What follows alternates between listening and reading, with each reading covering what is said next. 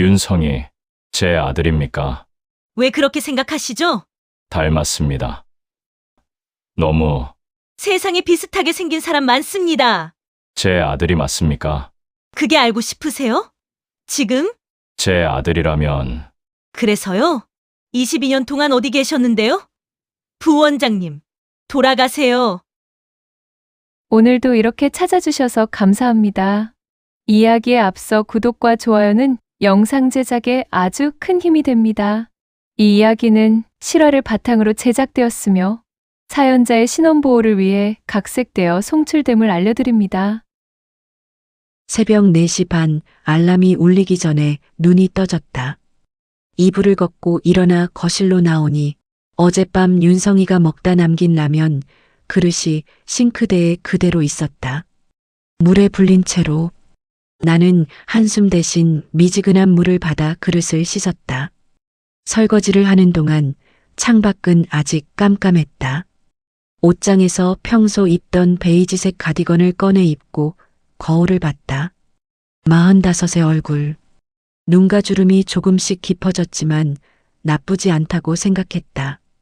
아니, 나쁘지 않다고 믿으려 했다. 현관문을 나서며 윤성이 방 쪽을 힐끗 봤다. 문틈 사이로 새어나오는 불빛은 없었다. 아마 아직 자고 있을 거다. 어제 밤늦게까지 병원 당직이었으니까. 꽃 도매시장까지는 차로 30분이 걸렸다. 새벽 공기는 차갑고 라디오에서는 낮은 목소리로 뉴스가 흘러나왔다. 나는 소리를 줄이고 창문을 조금 열었다. 찬바람이 얼굴을 스치는 게 좋았다. 도매시장은 벌써 사람들로 붐볐다. 트럭에서 꽃을 내리는 소리, 흥정하는 목소리, 물뿌리개 소리. 나는 익숙한 발걸음으로 단골 도매상 앞으로 갔다. 언니, 오늘은 장미 상태 좋아요. 가져가세요.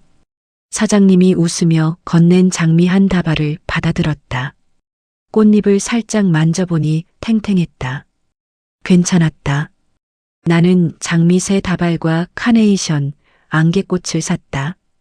계산을 하고 차에 실으며 문득 오늘이 무슨 날인지 떠올랐다. 윤성이가 병원 인턴 면담이 있다고 했다.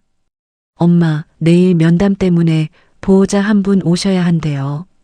어젯밤 윤성이가 조심스럽게 꺼낸 말이었다. 나는 국 끓이다 말고 고개를 돌렸다. 보호자?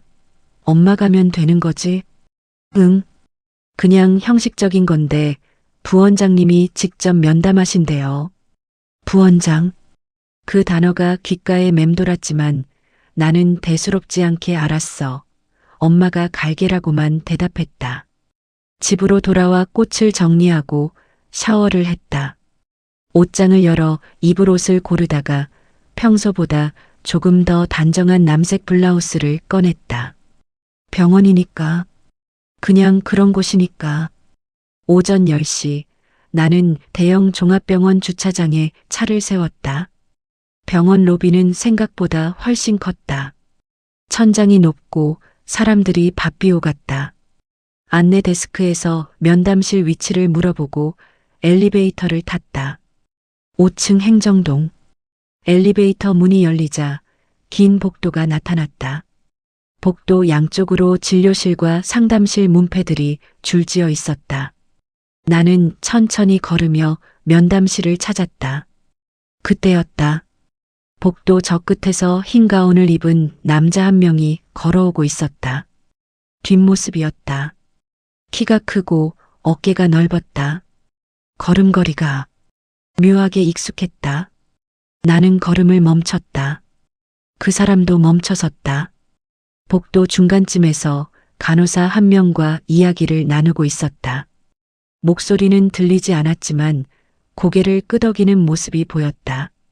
그리고 그 사람이 천천히 고개를 돌렸다. 옆 얼굴이 보였다. 심장이 쿵 하고 내려앉았다. 아니야. 설마. 나는 재빨리 시선을 떨구고 옆 복도로 몸을 피했다. 등을 벽에 기댄 채 숨을 가다듬었다. 손이 떨렸다. 진정해. 그냥 비슷하게 생긴 사람일 거야. 몇 초 후 복도로 다시 나왔다. 그 사람은 이미 멀어져 있었다.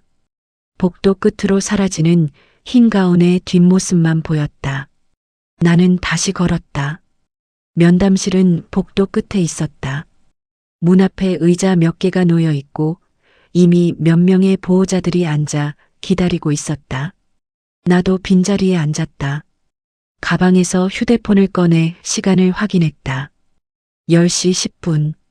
윤성이가 오기까지 아직 20분 남았다. 그때 복도 저편에서 누군가 걸어오는 소리가 들렸다. 구두 소리였다. 단단하고 규칙적인. 나는 고개를 들지 않았다. 휴대폰 화면만 바라봤다. 구두 소리가 점점 가까워졌다. 그리고 내 앞을 지나쳤다. 나는 그제야 고개를 들었다. 복도 끝 부원장실이라는 문패 옆에 서 있는 사람이 보였다. 그리고 그 문패 아래 작게 적힌 이름. 장민호. 손에 든 휴대폰이 바닥에 떨어졌다. 휴대폰을 주워들고 자리에 앉았을 때 손은 여전히 떨리고 있었다. 장민호. 그 이름을 마지막으로 본 게 언제였던가. 20해 전 그가 유학을 떠나던 날 공항 밖에서였다. 나는 안으로 들어가지 못했다. 그저 주차장에 서서 그가 들어가는 모습만 멀리서 지켜봤다. 그리고 그게 마지막이었다. 어머니, 괜찮으세요? 옆에 앉아있던 중년 여성이 걱정스러운 얼굴로 물었다. 나는 억지로 웃으며 고개를 끄덕였다. 네, 괜찮아요. 그냥 손이 미끄러졌어요. 거짓말이 입에서 자연스럽게 나왔다. 20해 동안 나는 거짓말하는데 익숙해졌다. 복도 끝 부원장실 문은 닫혀 있었다. 그 안에 그가 있을까? 지금 이 순간에도 심장이 빠르게 뛰었다. 나는 가방에서 물티슈를 꺼내 손을 닦았다. 축축했다. 언제 이렇게 땀이 났는지도 몰랐다. 엄마. 윤성이의 목소리가 들렸다. 복도 저쪽에서 흰 가운을 입은 윤성이가 손을 흔들며 걸어오고 있었다. 나는 자리에서 일어나 아들을 맞았다. 일찍 왔네. 안 기다렸지? 아니, 괜찮아. 엄마도 방금 왔어. 윤성이는 면담실 문을 두드리고 안에서 들어오세요 하는 목소리가 들렸다. 여자 목소리였다. 인사팀 직원인 것 같았다. 면담은 예상보다 간단했다.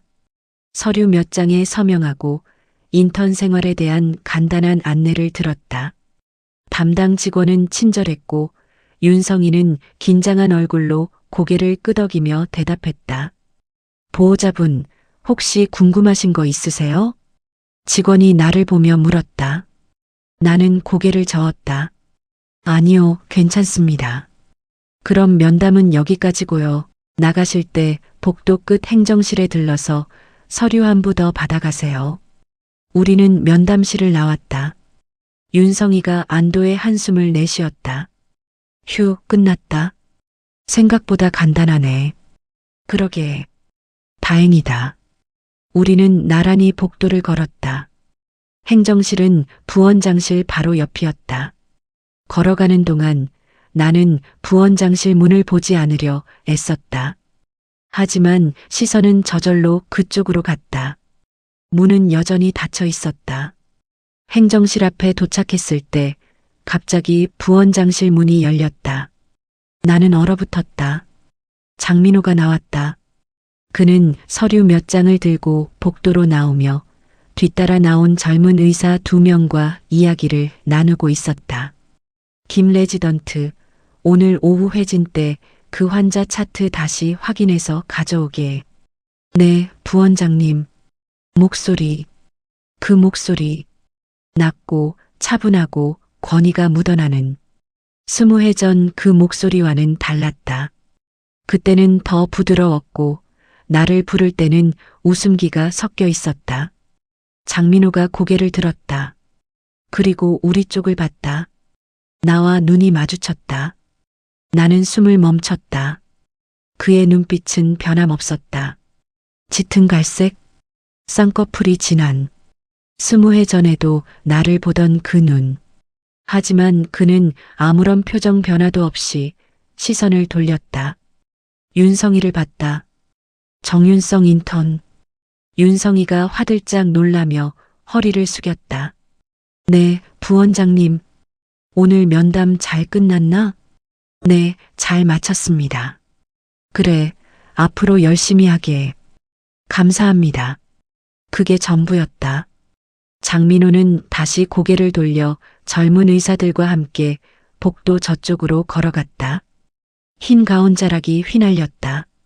나는 그 뒷모습을 멍하니 바라봤다. 그는 나를 보지 않았다. 아니, 봤지만 알아보지 못한 걸까? 아니면 알아봤지만 모른 척한 걸까? 엄마, 가자. 윤성이가 내 팔을 살짝 잡아당겼다. 나는 정신을 차리고 고개를 끄덕였다. 행정실에서 서류를 받고 우리는 엘리베이터를 탔다. 문이 닫히는 순간 복도 끝에서 다시 한번 장민호의 뒷모습이 보였다. 엘리베이터 안은 조용했다. 윤성이는 휴대폰을 보고 있었고 나는 그저 숫자가 내려가는 층수 표시만 바라봤다. 1층 로비에 내려섰을 때 다리에 힘이 없었다. 엄마, 점심 먹고 갈까? 아니, 엄마는 가봐야 해. 가게 오후에 열어야 하거든. 그럼 나 기숙사까지 바래다 줘. 그래, 태워다 줄게. 주차장으로 가는 길 윤성이가 갑자기 말했다. 근데 엄마, 부원장님 진짜 멋있지 않아? 나도 나중에 저런 의사 되고 싶다. 나는 걸음을 멈추지 않고 대답했다. 그래, 멋있더라. 차에 올라 시동을 걸었다. 100미러에 비친 병원 건물이 점점 작아졌다. 나는 핸들을 꽉 쥐었다. 20해 전에도 지금도 나는 그의 눈에 보이지 않는 사람이었다. 그것만은 변하지 않았다. 꽃집으로 돌아와 문을 열고 들어섰을 때 가게 안은 고요했다. 오전에 정리해둔 장미들이 그대로 있었다. 나는 앞치마를 두르고 물을 갈아주기 시작했다. 찬물에 손을 담그니 조금 정신이 들었다. 장민호. 그 이름을 속으로 되뇌며 나는 가위로 장미줄기를 비스듬히 잘랐다. 꽃병에 꽂으며 생각했다. 어쩌면 그는 정말 나를 못 알아본 걸 수도 있다. 20에는 사람을 바꾸기에 충분한 시간이니까. 그때 나는 25이었고 지금은 45이다. 그는 30이었고 지금은 50이다. 하지만 그의 얼굴은 크게 변하지 않았다. 조금 나이 들었을 뿐 여전히 그 사람이었다.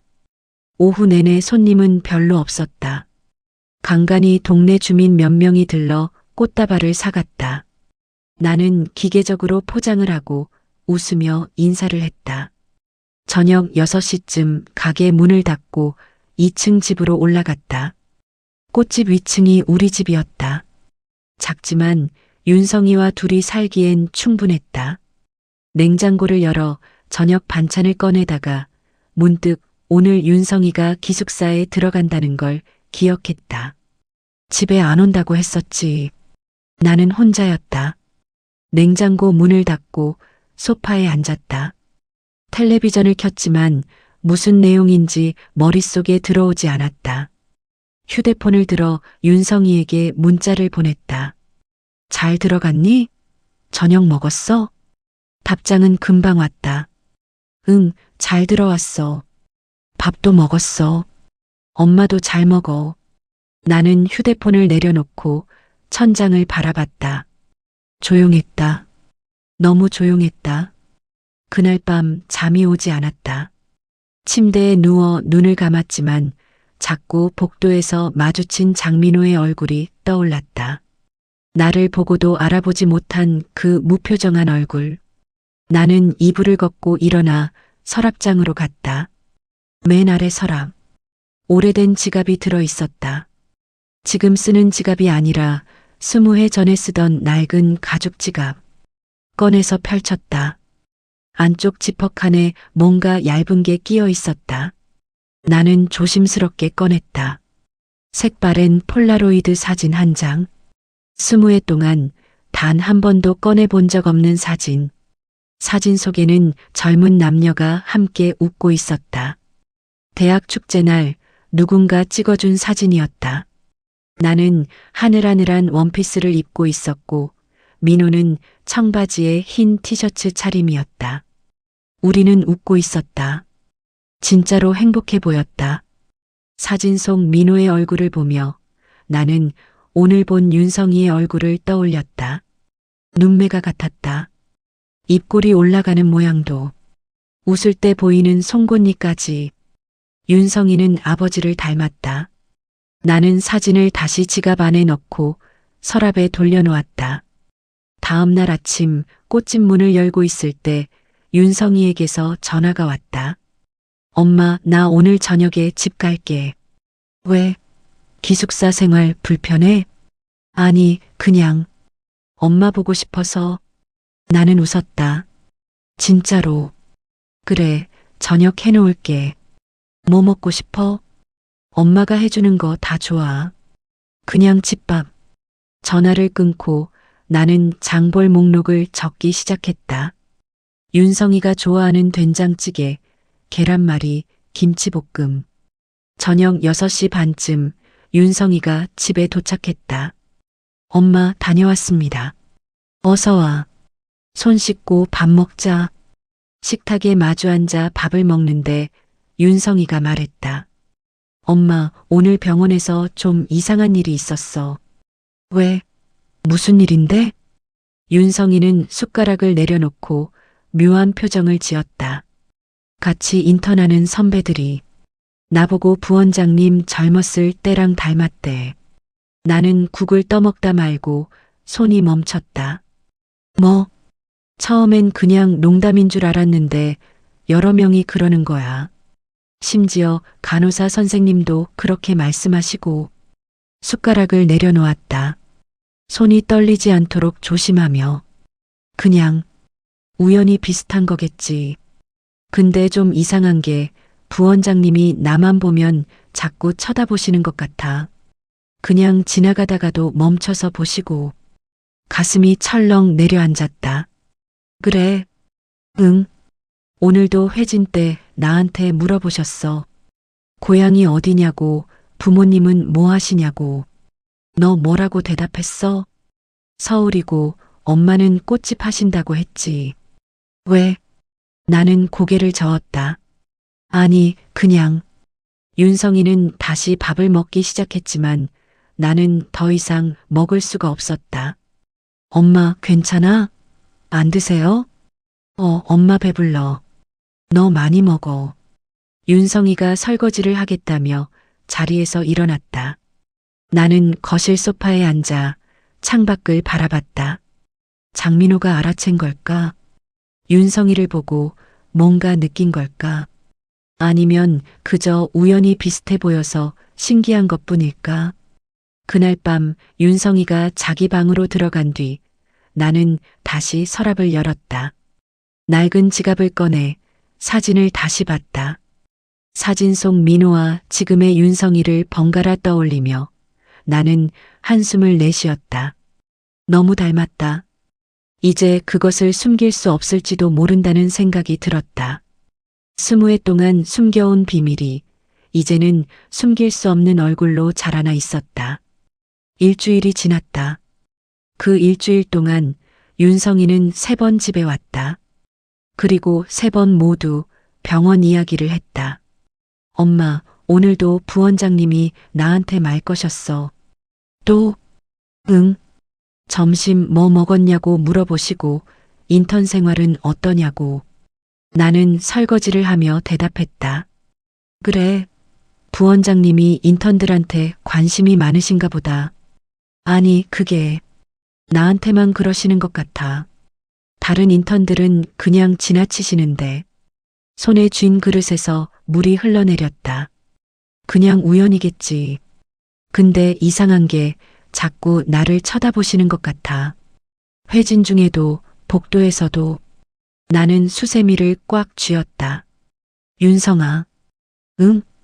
혹시 불편하면 다른 과로 옮기는 것도 생각해봐. 윤성이는 고개를 저었다.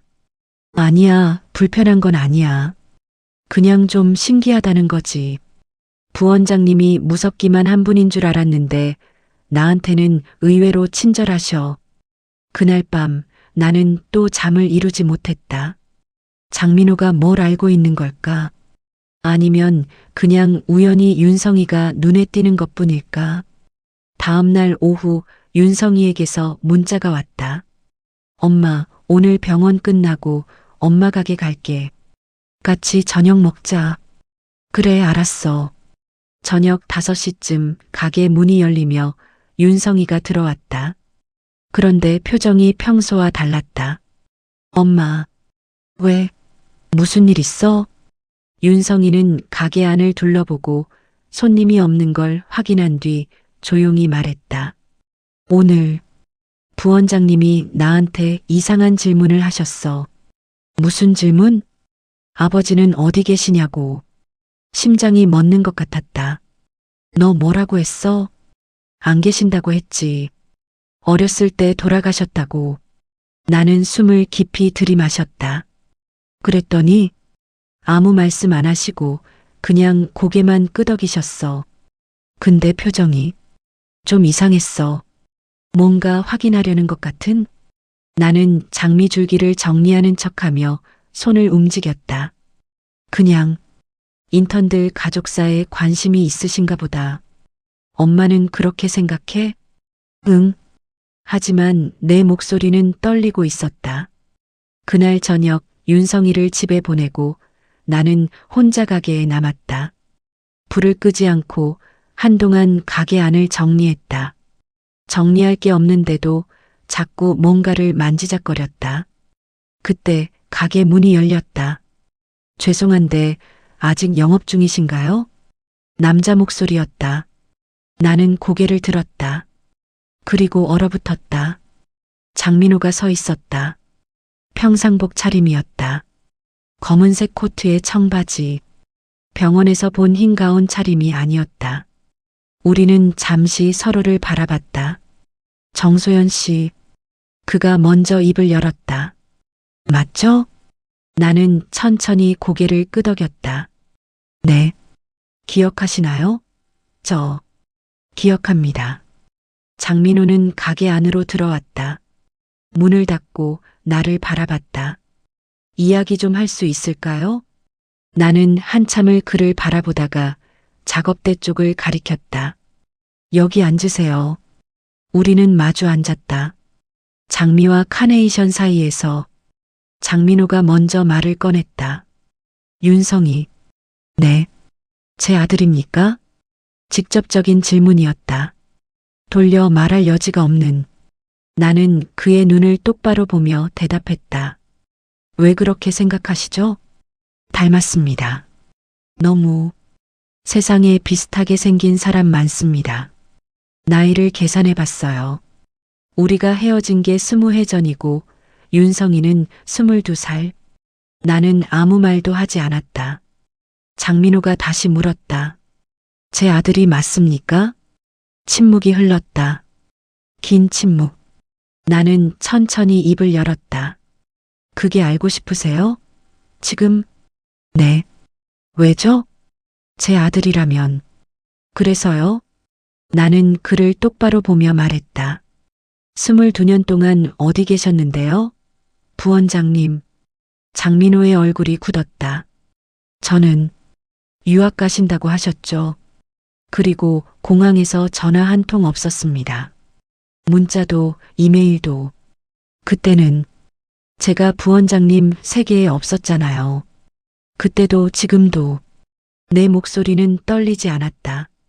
20해 동안 나는 이 순간을 수없이 상상했다. 그래서 준비되어 있었다. 장민호는 아무 말도 못했다. 나는 자리에서 일어났다. 이제 가보세요. 가게 문 닫아야 해서요. 정소연 씨, 돌아가세요. 장민호는 한참을 앉아 있다가 천천히 일어났다. 문 앞에서 그가 돌아봤다. 다시 올 수 있을까요? 나는 대답하지 않았다. 그는 고개를 숙이고 가게를 나갔다. 문이 닫혔다. 나는 그 자리에 서서 텅 빈 가게를 바라봤다. 손이 떨렸다. 이제야. 나는 의자에 주저앉았다. 20회 만에 나눈 대화. 그것이 전부였다. 그 후 사흘 동안 장민호는 다시 나타나지 않았다. 나는 평소처럼 꽃집을 열고 손님을 맞고 문을 닫았다. 윤성이는 병원 일이 바빠졌는지 집에 오지 않았다. 가끔 문자로 안부만 물었다. 엄마 잘 지내? 응, 엄마도 잘 지내. 너는? 나도 괜찮아. 바쁘긴 한데 재밌어. 짧은 대화. 그게 전부였다. 목요일 저녁 윤성이에게서 전화가 왔다. 엄마, 이번 주 토요일에 병원에서 인턴 수료식 있어. 보호자 한 분 오셔야 하는데 올 수 있어? 수료식? 벌써? 응, 3개월 인턴 과정 끝나는 거야. 형식적인 거긴 한데 다들 부모님 모시고 온대. 나는 잠시 망설였다. 엄마가 가야 하니? 응, 오면 좋겠어. 알았어. 갈게. 전화를 끊고 나는 한숨을 내쉬었다. 다시 그 병원에 가야 한다는 게 두려웠다. 장민호를 마주칠까봐. 토요일 오전 나는 단정한 옷을 차려입고 병원으로 향했다. 수료식은 병원 지하 강당에서 열렸다. 이미 많은 사람들이 자리를 채우고 있었다. 인턴들의 부모님들, 가족들. 나는 뒤쪽 구석 자리에 조용히 앉았다. 얼마 후 무대에 병원 관계자들이 올라왔다. 원장, 부원장, 각 과 과장들. 그리고 장민호도 있었다. 단상 위에서 그는 차분한 표정으로 앞을 바라보고 있었다. 식순이 진행되고 원장의 축사가 끝나자 장민호가 마이크 앞에 섰다. 부원장 장민호입니다. 인턴 여러분의 수료를 진심으로 축하합니다. 그의 목소리가 강당에 울렸다. 낮고 침착하고 권위가 느껴지는 목소리. 여러분은 지난 3개월 동안 많은 것을 배웠을 것입니다. 하지만 진짜 배움은 이제부터입니다. 환자를 대하는 마음, 동료를 배려하는 태도, 그리고 그가 말을 멈췄다. 그리고 시선이 강당 한쪽으로 향했다. 인턴들이 앉아 있는 자리, 윤성이가 앉아 있는 곳. 나는 숨을 죽였다. 장민호의 시선이 윤성이에게서 천천히 움직여 강당 뒤쪽으로 왔다. 나와 눈이 마주쳤다. 1초, 2초. 그는 다시 시선을 돌리고 말을 이었다. 책임감입니다. 여러분이 앞으로 짊어질 책임의 무게를 잊지 마시기 바랍니다. 축사가 끝나고 박수가 터졌다. 나는 박수를 치지 않았다. 그저 앉아서 단상 위 장민호를 바라볼 뿐이었다. 식이 끝나고 사람들이 로비로 나왔다. 인턴들과 가족들이 기념사진을 찍고 서로 축하 인사를 나눴다. 윤성이가 나를 찾아왔다. 엄마, 여기 있었네. 우리도 사진 찍자. 그래. 우리는 강당 앞 포토존에서 사진을 찍었다. 윤성이는 환하게 웃었고 나도 억지로 웃었다. 사진을 찍고 나오는데 누군가 윤성이를 불렀다. 정윤성 인턴. 장민호였다. 그는 복도 한쪽에서 우리를 보고 있었다. 윤성이가 화들짝 놀라며 다가갔다. 네, 부원장님. 장민호는 윤성이를 보며 말했다. 수료 축하하네. 앞으로도 열심히 하게. 감사합니다. 그리고 장민호의 시선이 내게로 왔다. 어머님께서 오셨군요. 차갑고 공식적인 말투였다. 나는 고개를 살짝 숙였다. 네. 아드님 인턴 생활 동안 잘 지켜봤습니다. 성실하고 똑똑한 학생입니다. 감사합니다. 윤성이는 우리 사이의 묘한 분위기를 느끼지 못한 채 환하게 웃고 있었다. 부원장님, 제가 정말 존경합니다. 나중에 선생님 같은 의사가 되고 싶어요. 장민호의 얼굴이 살짝 굳었다. 그래, 노력하게. 그때 다른 인턴 가족들이 우리 쪽으로 다가왔다. 장민호와 사진을 찍고 싶다는 거였다. 장민호는 잠시 나를 보다가 그들 쪽으로 향했다. 윤성이가 내 팔을 잡았다. 엄마, 우리도 부원장님이랑 사진 찍을까? 아니, 됐어. 사람 많으니까 그냥 가자. 에이, 왜? 기념인데. 윤성아. 내 목소리가 조금 높아졌다. 윤성이는 놀란 표정으로 나를 봤다. 엄마, 미안. 엄마가 좀 피곤해서 그냥 집에 가자. 응, 알았어. 우리는 병원을 나왔다. 주차장으로 걸어가는 동안 나는 계속 뒤를 돌아봤다. 혹시 누가 따라오는 건 아닌지. 하지만 아무도 없었다. 차에 올라 시동을 걸었다. 윤성이는 옆자리에서 휴대폰을 보고 있었다. 엄마, 오늘 동기들이랑 저녁 약속 있는데 가도 돼? 그래, 가. 엄마는 괜찮아? 혼자 저녁 먹어도? 응, 엄마는 괜찮아. 윤성이를 기숙사 앞에 내려주고 나는 혼자 집으로 돌아왔다. 집에 도착해 신발을 벗고 소파에 주저앉았다. 그리고 그제야 눈물이 났다. 왜 우는지도 몰랐다. 화가 나서인지 슬퍼서인지 두려워서인지 그냥 눈물이 흘렀다. 한참을 울고 나서 나는 얼굴을 닦았다. 휴대폰이 울렸다. 모르는 번호였다. 받지 않으려다가 혹시나 싶어 받았다. 여보세요? 정소연 씨. 장민호의 목소리였다. 나는 숨을 멈췄다. 만나서 이야기할 수 있을까요? 제대로. 왜요? 알아야겠습니다. 진실을. 나는 한참을 침묵하다가 천천히 대답했다. 일요일 오후 2시. 제 가게로 오세요. 알겠습니다. 전화가 끊겼다. 나는 휴대폰을 내려놓고 창밖을 바라봤다. 20회를 숨겨온 비밀. 이제 더 이상 숨길 수 없을 것 같았다. 일요일 오후 2시. 나는 꽃집 문을 닫고 가게 안을 정리했다. 테이블 위에 먼지 하나 없도록 닦고 의자를 가지런히 놓았다. 시계를 봤다. 1시 50분. 심장이 빠르게 뛰었다. 정확히 2시 가게 문이 열렸다. 장민호가 들어왔다. 회색 코트에 검은색 바지 차림이었다. 손에는 아무것도 들고 있지 않았다. 우리는 잠시 서로를 바라봤다. 앉으세요. 나는 테이블을 가리켰다. 지난번과 같은 자리. 장민호가 앉고 나도 맞은편에 앉았다. 침묵이 흘렀다. 장민호가 먼저 입을 열었다. 지난 며칠 동안 계속 생각했습니다. 무엇을요? 윤성이를 볼 때마다 제 과거가 보였습니다. 거울을 보는 것 같았어요. 나는 아무 말 없이 그를 바라봤다. 정소연 씨, 솔직히 말씀해 주세요. 윤성이가 제 아들입니까? 나는 천천히 숨을 들이마셨다. 네. 짧은 대답이었지만 그 한 글자에 20회가 담겨 있었다. 장민호의 얼굴이 창백해졌다. 언제 하셨습니까? 당신이 떠난 지 한 달 후였어요. 왜 말하지 않으셨습니까? 나는 쓴웃음을 지었다. 말할 기회가 있었나요? 전화요? 나는 그를 똑바로 보며 말했다. 부원장님이 유학 떠나시기 전날 저한테 뭐라고 하셨죠? 장민호는 입을 다물었다.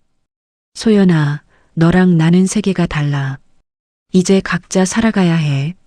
그렇게 말씀하셨잖아요.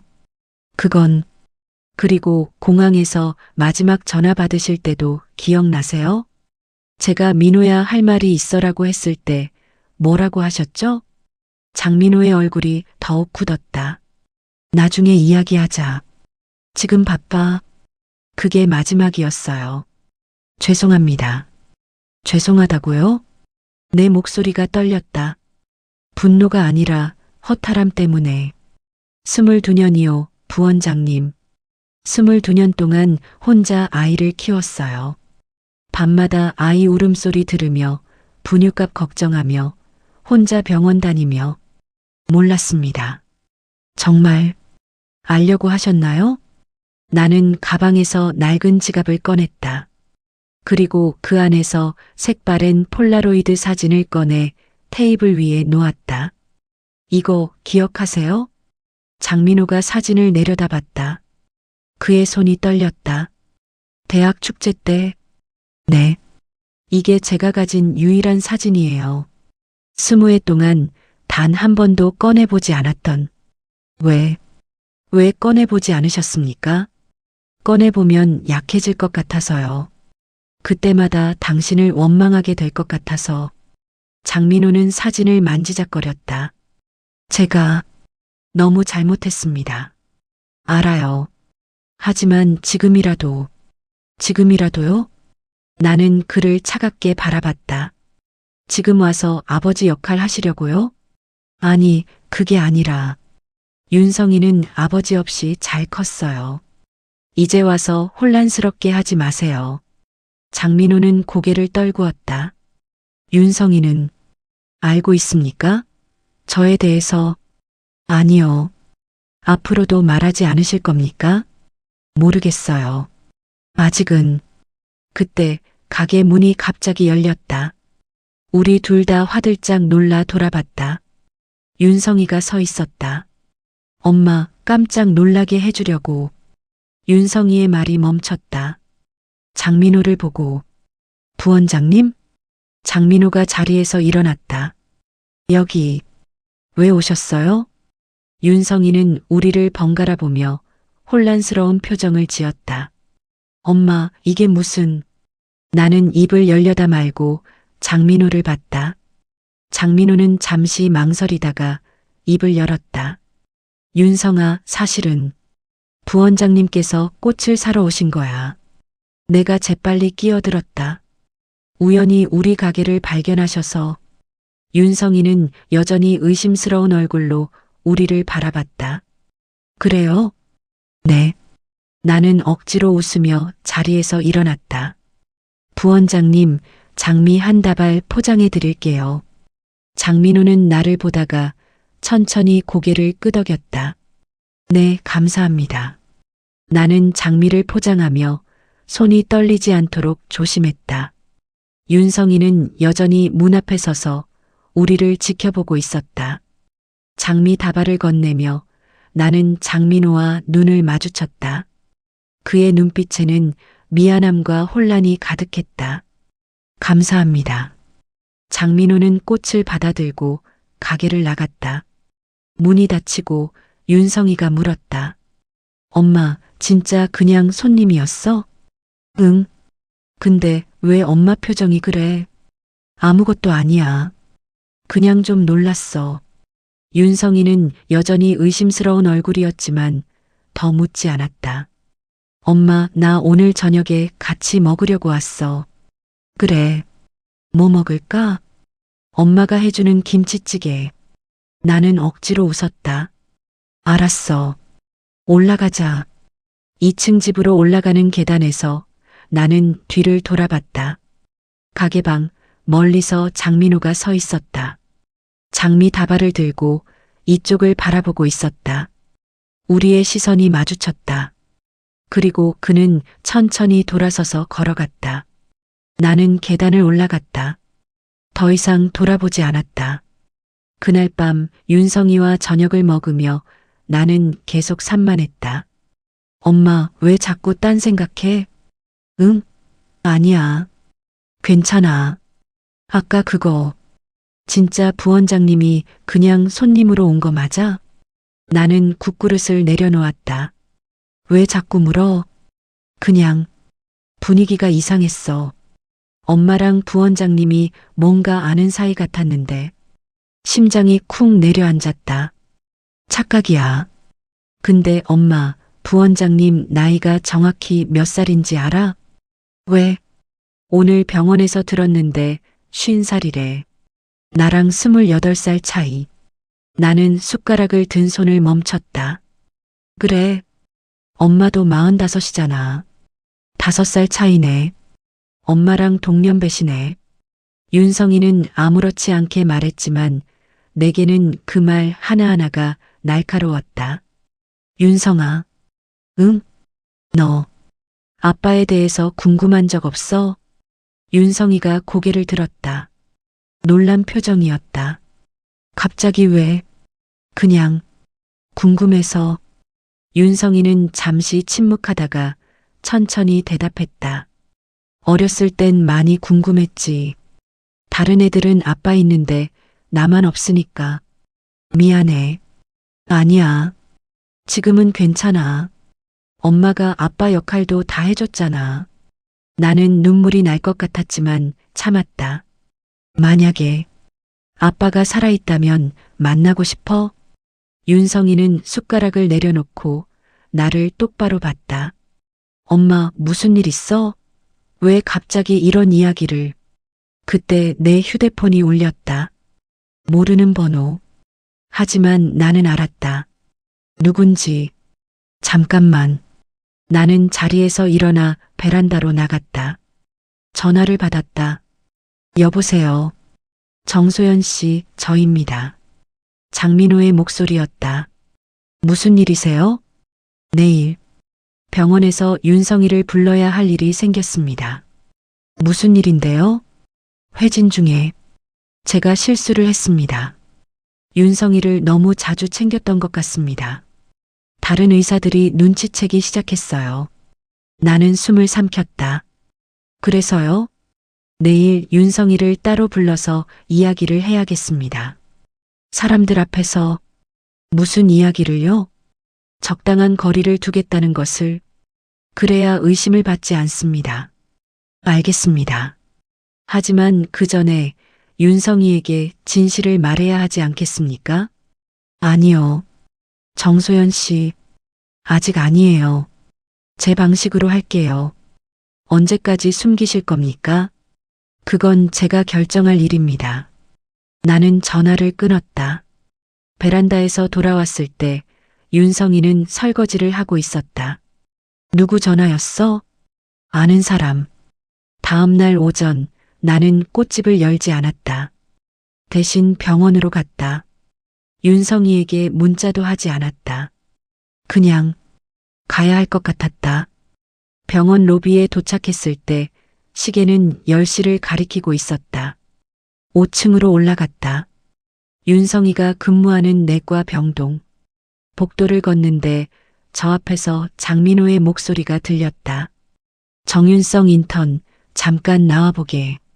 나는 복도 모퉁이에 숨어 상황을 지켜봤다. 윤성이가 당황한 얼굴로 나왔다. 네, 부원장님. 주변에 다른 의사들과 간호사들이 있었다. 모두 궁금한 표정으로 두 사람을 봤다. 장민호가 차갑게 말했다. 자네, 최근 근무 태도가 해이한 것 같네. 오늘부터 당분간 밤 당직 추가 배정하겠네. 윤성이는 멍한 표정이었다. 네, 제가 무슨 말대꾸하나? 나가보게. 부원장님, 제가 뭘 잘못했는지 말씀해 주시면. 밖으로 나가라고 했네. 장민호의 목소리가 높아졌다. 주변 사람들이 수군거리기 시작했다. 윤성이는 얼굴이 빨개져서 고개를 숙이고 병동 밖으로 나왔다. 나는 더 이상 참을 수 없었다. 복도로 걸어 나갔다. 부원장님, 모든 사람들이 나를 봤다. 장민호의 얼굴이 굳었다. 정소연 씨, 제 아들한테 무슨 짓을 하시는 겁니까? 복도가 조용해졌다. 윤성이가 놀라 나를 봤다. 엄마, 왜 여기? 나는 윤성이를 보지 않고 장민호만 똑바로 봤다.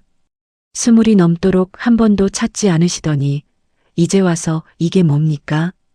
장민호의 얼굴이 창백해졌다. 정소연 씨, 지금 무슨? 윤성이 아버지. 복도에 있던 모든 사람들이 숨을 죽였다. 윤성이가 나를 봤다. 그리고 장민호를 봤다. 엄마, 무슨 소리야? 나는 천천히 윤성이를 돌아봤다. 윤성아, 미안해.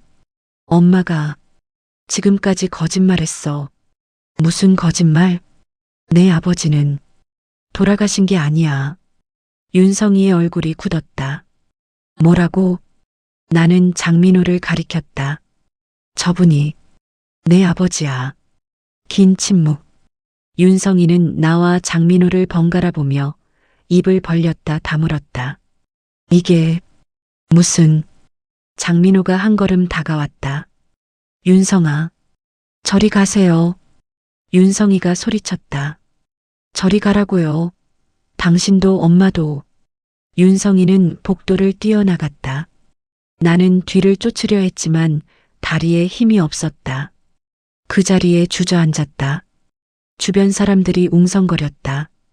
누군가 나를 부축했다. 장민호는 복도 끝에 서서 윤성이가 사라진 방향을 바라보고 있었다. 그의 어깨가 떨리고 있었다. 나는 일어나 비틀거리며 병원을 나왔다. 엘리베이터 안에서 나는 벽에 기댔다. 모든 게 무너졌다. 22년 동안 쌓아온 모든 것이. 사흘 동안 윤성이는 전화를 받지 않았다. 문자도 읽지 않았다. 1이라는 숫자만 계속 남아 있었다. 나는 가게 문을 닫고 집에만 있었다. 아무것도 할 수 없었다. 소파에 앉아 천장만 바라봤다. 셋째 날 밤 초인종이 울렸다. 나는 벌떡 일어나 문으로 달려갔다. 윤성이일 거라고 생각했다. 하지만 문을 열자 장민호가 서 있었다. 왜 오셨어요? 윤성이를 만났습니다. 나는 숨을 멈췄다. 어디서?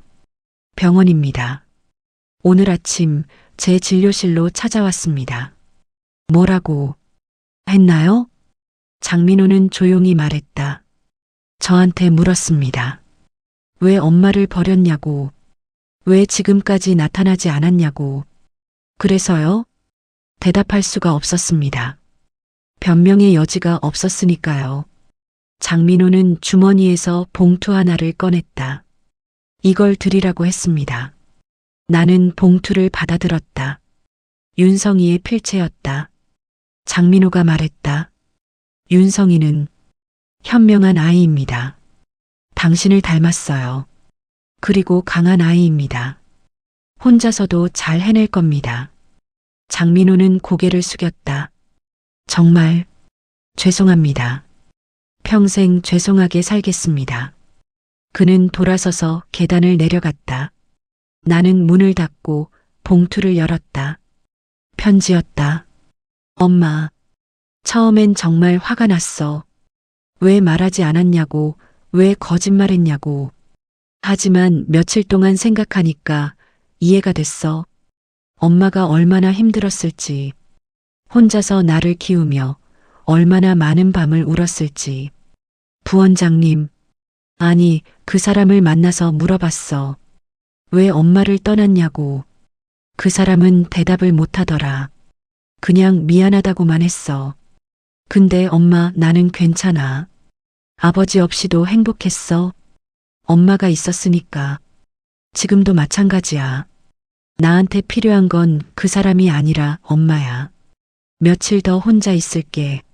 정리할 시간이 필요해. 하지만 곧 돌아갈게. 우리 집으로. 사랑해, 엄마. 편지를 읽으며 나는 울었다. 이번엔 슬픔이 아니라 안도와 감사의 눈물이었다. 일주일 후 윤성이가 집으로 돌아왔다. 문을 열고 들어서며 엄마 다녀왔습니다 하고 말하는 목소리가 예전과 같았다. 나는 아들을 껴안았다. 미안해. 엄마가 정말 미안해. 괜찮아. 이제 다 지난 일이야. 우리는 식탁에 마주 앉아 오랜만에 함께 밥을 먹었다. 엄마, 나 결정한 게 있어. 응? 다른 병원으로 옮기기로 했어. 나는 숟가락을 내려놓았다. 그 사람 때문에? 아니, 나 때문에. 거기 있으면 자꾸 의식하게 될 것 같아서. 윤성아, 괜찮아, 엄마. 이게 나한테도 좋은 거야. 새로운 시작. 나는 고개를 끄덕였다. 내가 하고 싶은 대로 해. 엄마는 항상 내 편이야.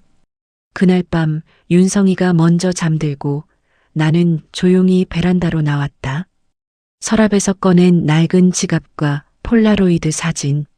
사진 속 젊은 우리를 마지막으로 바라보고 나는 그것을 쓰레기통에 버렸다. 이제는 정말 끝이었다. 한 달 후 나는 꽃집 앞에서 윤성이를 배웅했다. 엄마 잘 다녀올게. 응, 조심해. 새 병원에서도 열심히 하고. 당연하지. 엄마도 건강 챙겨. 윤성이는 가방을 메고 걸어갔다. 골목 끝에서 한번 돌아보며 손을 흔들었다. 나도 손을 흔들었다. 그리고 윤성이가 모퉁이를 돌아 사라졌다. 나는 가게로 돌아와 문을 열었다. 오늘도 장미를 정리하고 물을 갈아주고 손님을 맞았다. 평범한 하루. 저녁 무렵 한 중년 남자가 가게에 들어왔다. 장미 한 다발 주세요. 나는 고개를 들었다. 장민호가 아니었다. 그냥 동네 아저씨였다. 네, 어떤 색으로 드릴까요? 빨간색으로요. 나는 빨간 장미를 골라 정성스럽게 포장했다.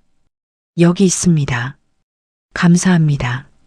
손님이 나가고 나는 혼자 가게에 남았다. 창밖으로 해가 지고 있었다. 주황빛 석양이 가게 안을 물들였다. 나는 문 앞에 서서 거리를 바라봤다. 사람들이 오가고 차들이 지나가고 세상은 계속 움직이고 있었다. 그리고 나도 그 안에서 계속 살아가고 있었다. 20해를 묵혀둔 감정도 숨겨온 비밀도 이제는 바람에 날려보냈다. 유리창에 비친 내 얼굴을 봤다. 45의 얼굴. 주름이 있고 흰머리가 조금 섞였지만 당당했다. 나는 더 이상 뒤돌아보지 않았다. 앞만 보고 걸어갔다. 끝까지 청취해 주셔서 감사합니다. 구독과 좋아요, 댓글은 영상 제작에 큰 힘이 됩니다. 항상 건강하시고 행복하세요.